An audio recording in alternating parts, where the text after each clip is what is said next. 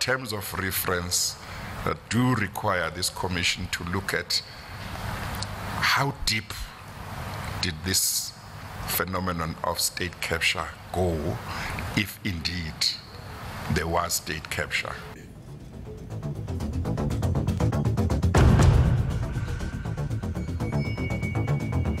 The state capture inquiry kicks into gear, and in the second segment of Politbureau, how will adding more voices to the mix help the ANC communicate its message better? The Politbureau is now in session. I'm Nicolaus Bauer, once again connecting the dots for you on this Sunday. The inquiry into allegations that the Guptas captured the state starts this week, but what will it take to see a conviction?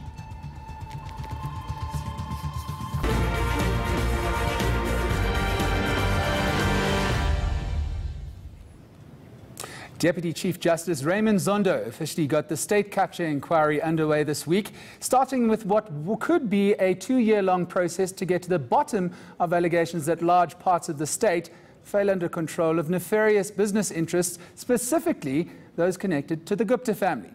As the commission began its work, Zondo was candid about the need for cold, hard evidence-driven testimony to be given at the commission. You know, the evidence is very important because whatever I may read in the newspapers, when I have to make findings, when I have to make recommendations, I can't base them on what I read in newspapers. I've got to base that on what I hear in evidence. Now, you are a member of the executive.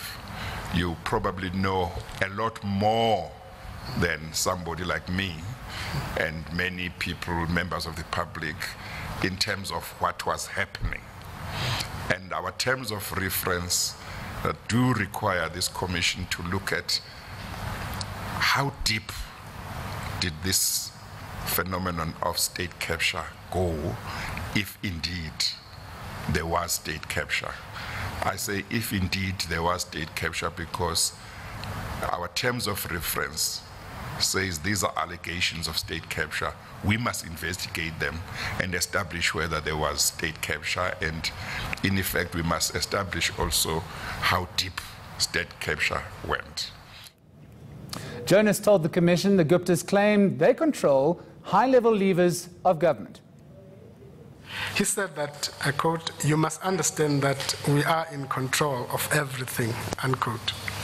The National Prosecuting Authority, the Hawks, the National Intelligence Agency, and the old man do, and I quote, "will do anything we tell him to do." At the end of the meeting, Mr. Gupta repeated that they had information on me, and if I suggested that the meeting had occurred, they would kill me. Well, to discuss the road the inquiry will take, Associate Editor at Tiso, Blackstar, Ranjeni, Munsamy, and political analyst Lukhona, Mnguni. Thank you so much for being with us on Politbureau this Sunday morning.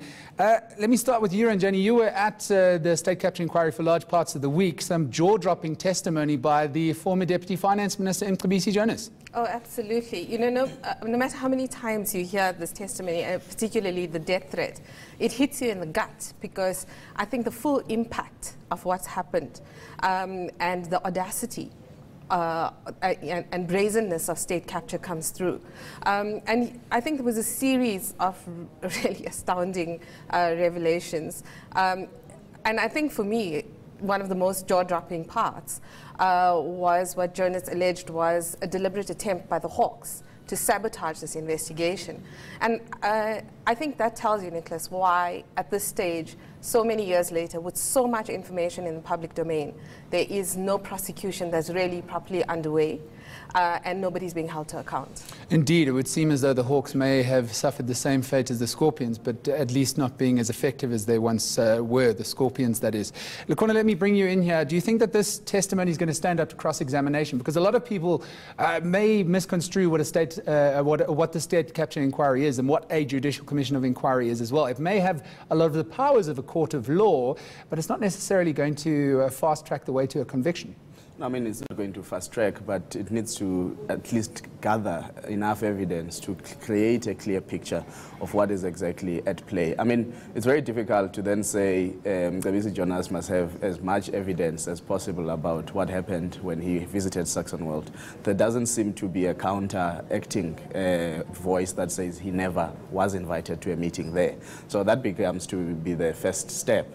How cross-examination goes, we will actually be more curious about the questions that come from those who wish to cross-examine him in terms of whether those questions are intended to create cover-ups or to create a huge suspicion in terms of what he has said. And of course, how Mnguni responds to those questions will be as equally important. But I think the scene-setting testimony that he has given to the inquiry is quite important and quite revealing about the nature and extent to which that the Guptas felt they might have had influence, which is not surprising because we've had instances of Fikile Mbalula having cried in an NEC meeting that he knew about his appointment. Although you speak to Fikile Mbalula, he would swear blind that that never happened at this point in time. Well, he's coming to the commission now. Yeah. Okay. Well, we'll wait to see what the testimony is when he is called as a witness. You've put together a front-page story in the Sunday Times about how it would seem that Mnguni Jonas is setting the scene for all sorts of allegations falling out of the woodwork at Treasury. Before we get there, Ranjeni, though, like I've said, testimony is one thing, findings are another, and being found guilty in a court of law is something completely different. Why is this going to take so long? Well, because I think it's the amount of allegations and the fact that state capture became so entrenched right across the state. And the terms of reference are quite broad. It's so, it's the National Treasury, and you would see from our story today that they alone, there's so much to investigate in terms of the attempts to crash the Treasury and strip its powers. Now, this happened across the state system. And what I think is going to happen is that because of the type of testimony Mr. Jonas gave, he's opened the front for the National Treasury, and you're going to get a lineup of high-powered officials and Ministers Nene and Goran coming to give evidence. And then I think that's going to trigger public servants across the state system wanting to come forward, because I think what has been revealed through the Gupta leaks, through media investigations, is just the tip of the iceberg, and I think there's a lot more that has to come out. So I think that even the State Capture Commission underestimates the type of information that's out there.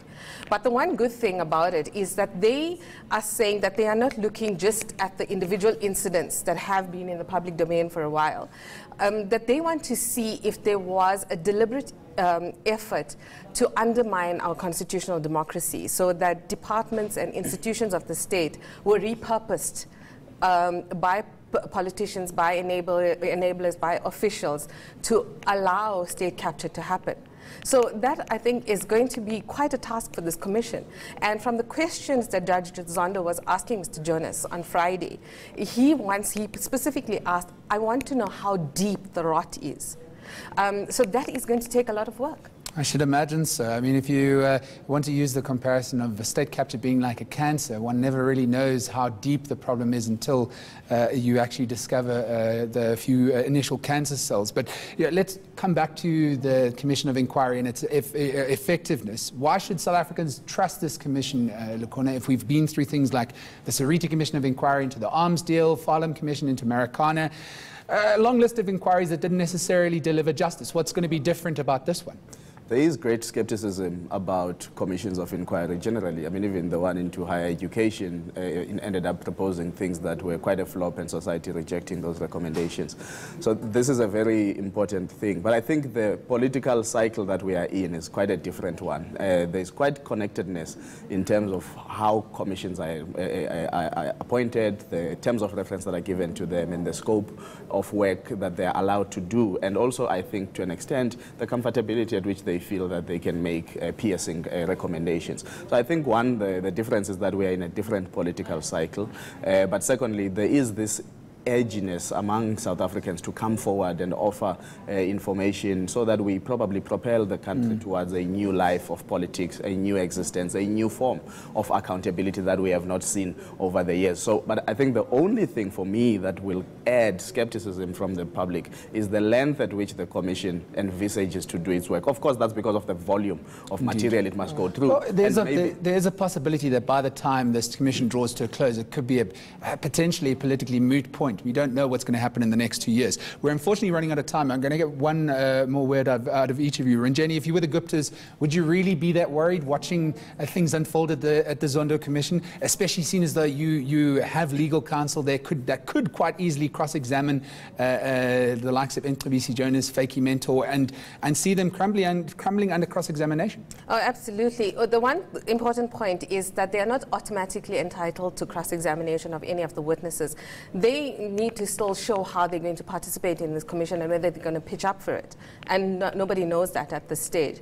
But I think that Mr. Jonas's testimony was at such a high level and was so damning that it set the scene for, I mean, some people think that this commission is there for the purposes of entertaining the nation. It's definitely not. It's there to expose, to discover evidence. And in a strange way, I think it's also going to be a catharsis for everyone who suffered under the weight of state capture in the state system. And I think you saw that from Mr. Jonas on Friday. So I think it's going to be a really important process. Lukhona, in 10 seconds. President Jacob Zuma, or former President Jacob Zuma, should he be worried? Well, if he has never been worried in his life, I don't think he'll be worried now. All he's thinking is how does he maneuver himself out of another. Indeed, the artful dodger, as it were. He's always been good at it, and I think he'll be looking towards it. And of course, he has a breather of about 2 years to really worry about the conclusive, because the commission is not going to happen in phases, which probably ideally, if it was going to happen in phases, you clear certain things in terms of political appointments, you take 6 months and you put it aside and then move on to other things. Then he would have a very short lifespan in terms of worrying. But now I think his worries are much more about the other charges he faces rather than the State Capture Commission at this instance. Thank you so much for joining us on Politbureau this morning. Unfortunately, that's all the time we have left for the State Capture Commission of Inquiry getting underway. Coming up next, the ANC wants to be crystal clear in the run-up to elections in 2019, so they've appointed 4 more spokespeople to work alongside Mnguni, the national spokesperson. He joins us alongside Lukhona Mnguni next in the Politbureau.